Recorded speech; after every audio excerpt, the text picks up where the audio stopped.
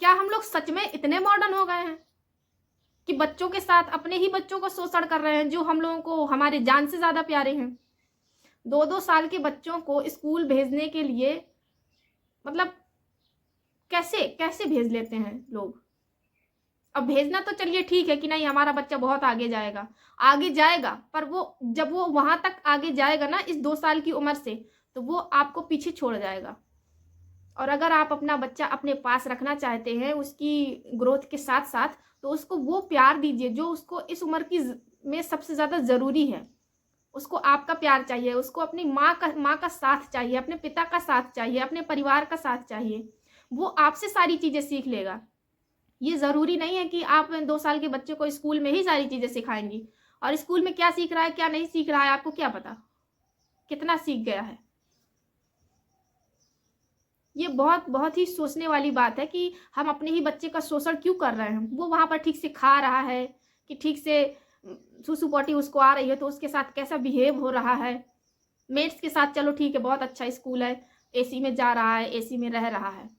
पर शुरुआत से जब हम उसे इन सारी चीज़ों की मतलब आदतें डाल देंगे, भगवान ना करे आज आपके पास बहुत पैसा है, कल के दिन अगर आपके पास इतना पैसा नहीं हुआ तो आप अपने बच्चे को मतलब वो बच्चा सर्वाइव कैसे कर पाएगा?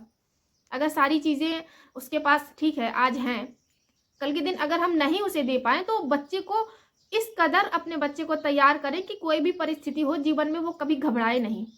हर परिस्थिति से जूझना उसको आना चाहिए। सर्दी, गर्मी, जाड़ा कोई भी मौसम हो, किसी भी प्रकार की भावनात्मक चीज़ें हों, जब वो उन चीज़ों से गुज़रे, उसको ये लगे कि नहीं मेरे माता-पिता मेरे साथ हैं। मुझे किसी और की ज़रूरत नहीं है। मैं इन चीज़ों से निकल सकता हूँ, मैं लड़ सकता हूँ। ऐसा नहीं है कि परिस्थितियाँ सबकी एक समान होती हैं। हर इंसान की लाइफ़ में कभी न कभी ऐसे फेसेस आते हैं कि जो जिनसे पार करना उसे कठिन लगता है। तो उस कठिनाई के दौर में उसको लगे कि नहीं हाँ, मेरे पास भी है कोई, मेरे माता-पिता हैं जो मेरा मार्गदर्शन करेंगे। और ऐसा नहीं, जब आप 2 साल के बच्चे को आप स्कूल भेजते हो, उसको अलग रहने की आदत पड़ जाती है। सब कुछ खुद से सर्वाइव करने की आदत पड़ जाती है। फिर आप ये जब वही बच्चा 8-10 साल का होता है, उसको प्राइवेसी चाहिए, क्योंकि उसको अकेले रहने की आदत है। अब वो 4 लोगों के साथ में उसको नहीं अच्छा लगेगा। आप उसको कोई भी मंदिर-वंदिर स्पिरिचुअल जगह में ले जाएँगे, किसी फंक्शन में, भजन संध्या में, उसको नहीं अच्छा लगेगा, क्योंकि उसने अपनी अलग दुनिया बना ली है। 4, 5, 6 साल के बच्चे को वहाँ पर स्कूल में कॉम्पिटिशन्स हो रहे हैं। अब उनको रैंप वॉक करना सिखाया जा रहा है। क्या आपने कब चलिए आपका बच्चा सेलेक्ट हो गया। सेलेक्ट पता है किसके बच्चे होते हैं? वही जो थोड़ा फेयर होते हैं, सुंदर होते हैं। तो उस टाइम पर वो बच्चा क्या सीखता है? वहाँ पर चलना सीखता है, ब्यूटीफुली बोलना सीखता है। अरे वो बोलना तो आपके साथ भी सीख जाएगा अगर आप अच्छे से बोल रहे हैं। आपने कभी सोचा है कि ये रैंप वॉक और ये नाटक और ये सब जो स्कूलों में बड़े-बड़े स्कूलों में करवाया जा रहा है, तो ये क्या हमारे बच्चे के काम का है? क्या ही बनेगा हमारा बच्चा? क्या हमें उससे मॉडलिंग करवानी है? अगर हम सभी मॉडल ही बनाना चाहते हैं, तो फिर कोई बात नहीं है। बहुत सारी चीज़ें हैं जो मतलब सोचने लायक हैं कि 2-2 ढाई-ढाई साल के बच्चे स्कूल में आखिर कितना ही सीख लेंगे। उनको आपके प्यार की ज़रूरत है। आप उनको ये एहसास कराइए कि उनसे ज़्यादा आपके लिए कुछ इम्पोर्टेंट नहीं है। जब वो आपके लिए इम्पोर्टेंट होंगे तभी तो आप उनके लिए इम्पोर्टेंट बनेंगे। महत्व तो हमें तभी अपना उनको समझा पाएँगे ना जब हम खुद उनकी केयर करेंगे उस हिसाब से। अब पता चले सुबह से हमको ऑफ़िस जाना होता है तो क्या करें, मजबूरी है, हमको बच्चा स्कूल भेजना होता है, 4-5 घंटे के लिए चला जाता है। बाकी टाइम फिर मैनेज करते हैं कैसे भी करके। कंडीशंस तो हैं, पर बच्चे के लिए आप अगर टाइम नहीं निकाल पा रहे हैं तो फिर क्या ही कर सकते हैं। फिर भविष्य में आप ये मत कहिएगा कि बच्चा हमारे लिए टाइम नहीं निकाल रहा है। क्योंकि जब आपने उस पेड़ को जड़ों से जोड़ा ही नहीं है, तो फिर आप कैसे उम्मीद कर सकते हैं कि छाँव आपको मिलेगी?